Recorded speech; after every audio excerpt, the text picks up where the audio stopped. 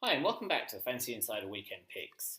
This week, instead of just talking through a lineup, I thought I'd show you how I use Fantasy Insider Data and Lineup Puncher to build my daily fantasy sports lineups, and take the time to show you some of the features of version 2 of our Lineup Puncher. We're going to run through a DraftStars lineup for the AFL and a Moneyball lineup in the NRL, so let's get started. As we record this, of course, the AFL is already underway. Adelaide overcoming some fairly woeful kicking to beat North Melbourne last night. So rather than do the whole round, we're instead going to look here at the DraftStars Classic semi-final and build one of my 4 entries for that. So here, the first thing we need to do is make sure that we've got selected the games that are involved in that tournament, and you can see that I've pre-selected them here. Just, of course, short rounds, so the 4 games in the tournament. And of course, now you can see that Cruncher, of course, only has data for those 4 games. We published an article earlier in the week describing what each of these columns does in a bit more detail, and you can also just hover over them here, but just to quickly run through them. Score is basically our default projection for that player. L5 is the average of the player's last 5 games under this scoring system, in this case DraftStars. SD is basically the standard deviation for that player on this scoring system, so how much we expect that player's performance to vary. GP is the number of games played by that player that we have in our database, and this is here basically so you can ignore, for example, things like consistency stats of a player who only played 2 games. Dollars per point, fairly self-explanatory, just a measure of value of the player on this scoring system. Plus minus here is a measure of how the players performed historically based on their expected performance for a player of that salary. C percentage here is the number of times a player has reached the score that you'd expect them to reach based on their salary. While U is the upside, the number of times they've scored more than a third more than you'd expect them to score based on their salary.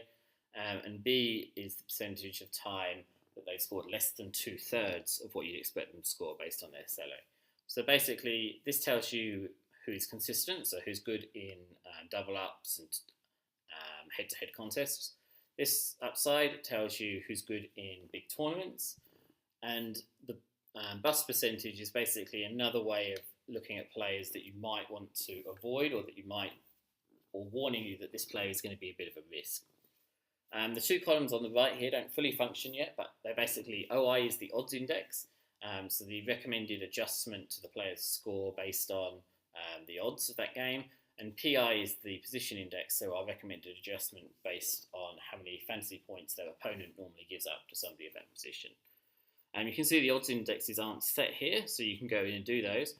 For example, if you think that Richmond are going to beat Brisbane 120 to 80, you go in, type that in, click Update Indices, close that out, and you'll see that the odds indexes for all of the Brisbane and Richmond players have been adjusted accordingly. So Brisbane's have gone down and Richmond's have gone up. Let's put in those odds for the rest of the games. Okay, and having done that, you can see now that there are different indexes for each player based on the expected outcome of those games. So what these columns matter for the DraftStars contest? Well, if we go and have a quick look at the rules over here, you can basically see that the top 125 places are paid out, and they're all paid out equally. So anyone who finishes in the top 125 wins a ticket through to the grand final. So what that means is it's not a traditional tournament where we only care about upside, but nor is it a traditional head-to-head or double-up tournament where we're really caring about consistency, but it's a hybrid of the 2. We'd expect, based on the current numbers, so it's that 335 people in, there may be 400 or 500 in this by the end, so 20 to 25% of people will qualify. So I'm going to set these parameters, as you can see I've kind of prepared over here. So I've set odds to 4, I've set consistency to 4, and upside to 2.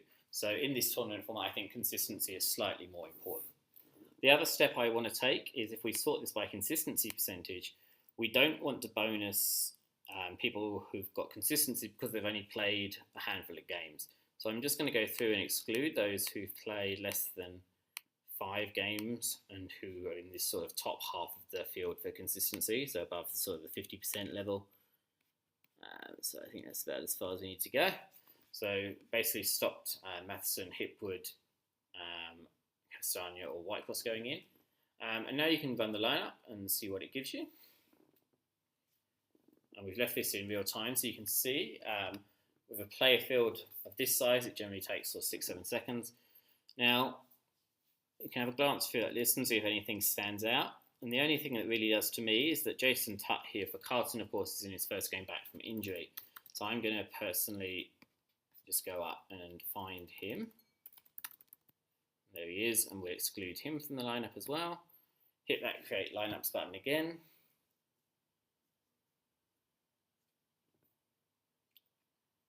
And yeah, that now looks pretty good to me. Mitch Hallahan, of course, we noticed another player who's on his way back, but I think we'll go with him in this lineup, just based on my sort of personal thoughts of how we'll go this weekend. Okay, so I'm pretty happy with that, so we can then just go across and transfer that into DraftStars. Make sure that everything's correct, make sure that there's no late news that hasn't made it into our system. So we can go in and put in here, Tom Nichols.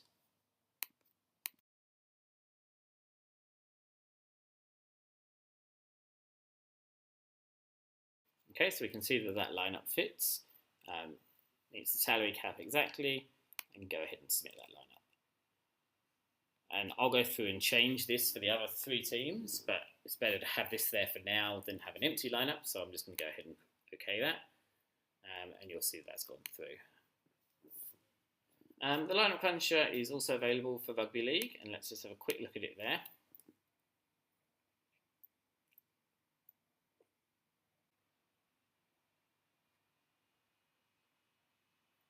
Okay, let's go back to Moneyball.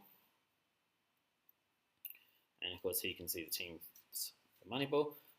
Let's again have a quick look at the Saturday slate at Moneyball. So they've got their Saturday special. And basically, this operates in the same way. So plus minus tells us how they've traditionally done against the scoring system. You can set the factors over here. So in this case, and this is a tournament, so we care quite a lot about upside. So I'm going to set consistency to 6 here. I'm sorry, upside to 6 and consistency to 4. Hit the update projections button, generate that lineup. And you can have a look at see what it's generated. The only player you might have some questions here, I guess, about it, Jaden Sewer, a relatively unknown player on interchange, as indicated by that light green light for Brisbane. I think we're going to go with him in this format. I don't mind bench forwards under the current rules. So we can now go and insert that lineup into Moneyball.